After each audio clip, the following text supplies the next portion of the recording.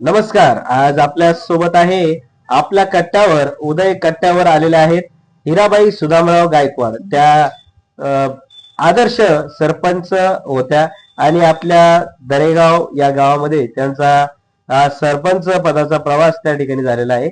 आपण त्यांच्यासोबत आज चर्चा करण्यासाठी आहोत. नमस्कार ताई. नमस्कार. नमस्कार. आज आपण एका आदर्श व्यक्तिमत्वासोबत आपण चर्चा करणार आहोत.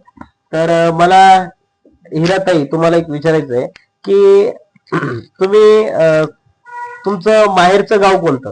माहेरचं गाव बाजार सांगली. बाजार सांगली.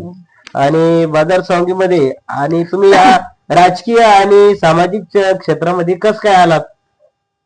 मला सर्वप्रथम प्रश्न विचारायचा आहे की तुम्ही या सामाजिक कार्यामध्ये कधीपासून सक्रिय झाला?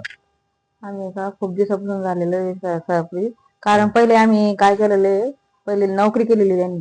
नाही म्हणजे तुमच्या घरातच पहिले राजकारण होतं का? नाही, आमच्या घरात म्हणजे सुरुवात झाली ना. म्हणजे तुमचे वडील राजकारणी होते का? नाही, माझे वडील हे होते, शेतकरी होते. शेतकरी होते. आणि मग कस काय तुम्ही याच्यामध्ये राजकारणामध्ये सक्रिय झाले, सामाजिक कार्यामध्ये सक्रिय झाले?